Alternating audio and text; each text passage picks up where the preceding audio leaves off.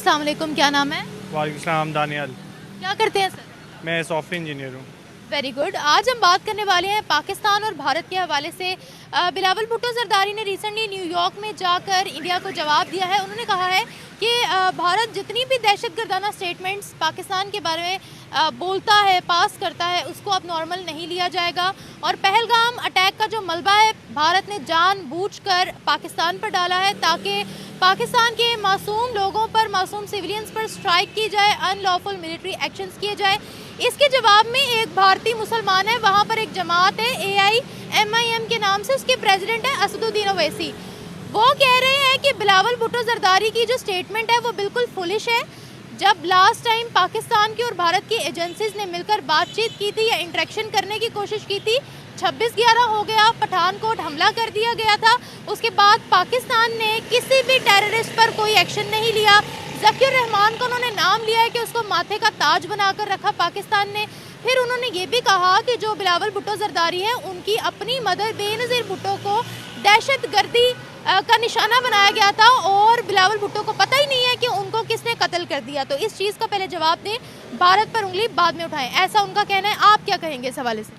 इसमें देखें, बात ये है कि असदुद्दीन ओवैसी जो हैं वो ख़ुद मोदी गवर्नमेंट को क्रिटिसाइज़ करते रहे हैं उनकी अनलॉफुल एक्टिविटीज़ पे। और ख़ास तौर पे अभी आपने देखा होगा, जैसे मेरे नज़दीक तो ये सारी चीज़ें इसलिए की जा रही हैं ताकि पब्लिक को जो है ना एक डाइवर्जन क्रिएट की जाए। जैसे उनका भी वक्फ बोर्ड का आया था फ़ैसला और मुसलमानों के अगेंस्ट था वो फ़ैसला।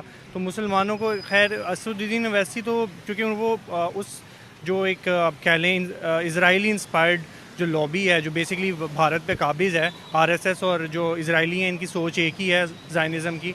तो यहाँ पे ये सिर्फ लोगों को डरा के रखते हैं। अगर वो ऐसी बातें नहीं करेंगे तो उनका जीना हराम कर देंगे इंडिया के अंदर।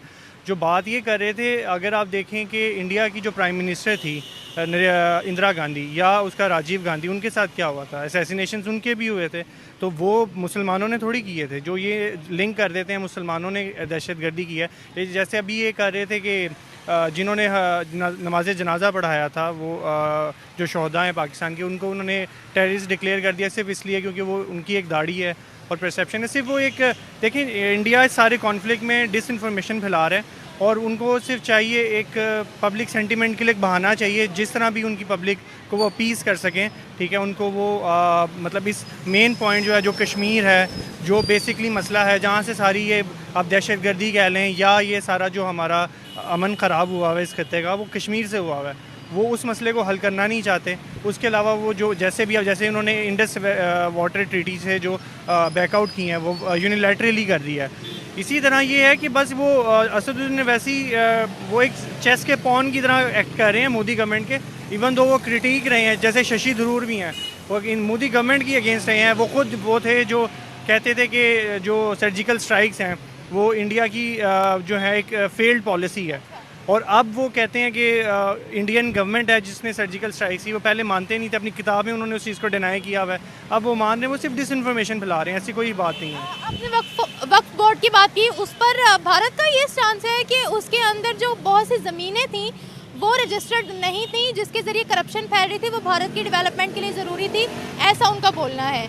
फिर अगर बात की जाए स्ट्राइक्स की, या जिस तरह से आपने बोला नमाज जनाजा जिस मौलाना ने पढ़ाया था उसको दहशतगर्द डिक्लेयर किया, ये भारत ने बोला है वहाँ ब्राज़ील में भी जाकर कि पाकिस्तान की जो स्टेट है, जिन टेररिस्ट को हमने निशाना बनाया है, जिन टेररिस्ट पर हमने स्ट्राइक की है, उनका नमाज जनाजा बड़े प्रोटोकॉल से पढ़ाया गया, उनको फूलों के हार पहनाए गए हैं उनके जनाजे पर। तो ये सब चीज़ें जो है वो भारत की तरफ से